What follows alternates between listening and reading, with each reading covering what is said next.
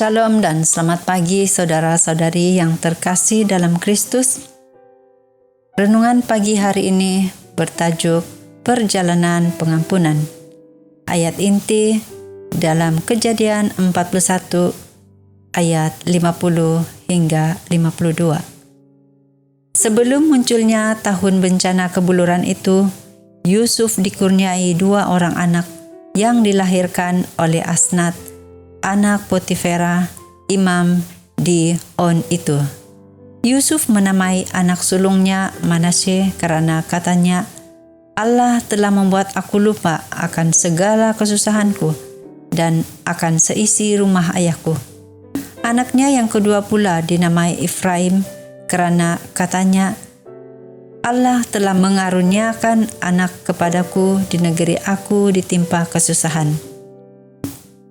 Setelah Yusuf memberikan tafsiran akan mimpi Fir'aun yang telah diberikan oleh Tuhan tentang 14 tahun yang akan datang, Fir'aun mengangkatnya ke kedudukan kuasa yang kedua dalam kerajaan itu.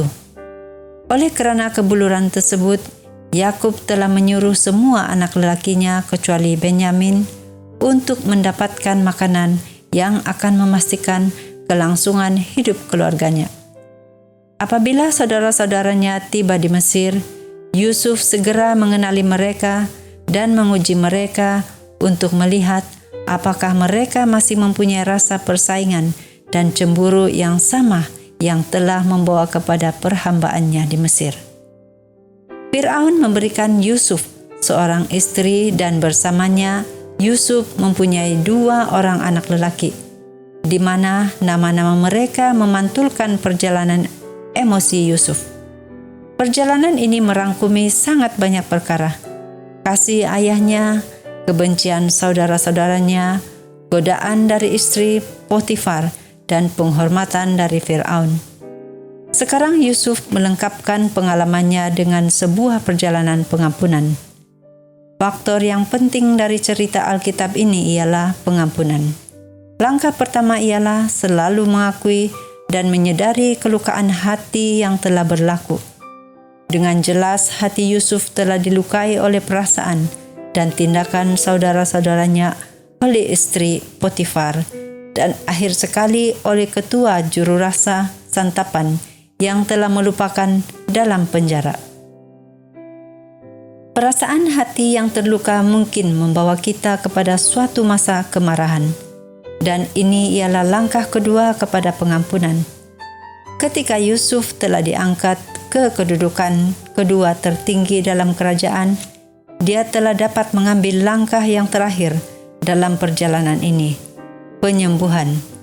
Langkah terakhir itu dipantulkan dalam nama-nama kedua-dua orang anak lelakinya, seperti yang dilihat dalam teks kita untuk hari ini. Pengampunan harus menjadi satu bagian yang perlu untuk melengkapi setiap keluarga dan perkahwinan. Karena konflik tidak dapat dielakkan dan kelukaan hati akan berlaku pada suatu masa tertentu. Perbezaan antara hubungan yang mampu bertahan dengan hubungan yang hancur ialah kemampuan untuk melalui perjalanan pengampunan ini supaya penyembuhan akan berlaku, supaya keintiman dipulihkan dan hubungan akan berkembang dan tumbuh dengan subur. Doa kita hari ini, Bapa, bantu kami untuk mengambil perjalanan pengampunan ini sebaik saja luka hati berlaku, supaya hubungan kami tidak akan menderita dan supaya penyembuhan dan pertumbuhan akan berlaku dengan cepat. Semoga kami segera kembali kepada keintiman yang Engkau telah rancangkan untuk kami miliki di rumah tangga. Sekian sahaja renungan kita pagi ini. Tuhan memberkati. Amin.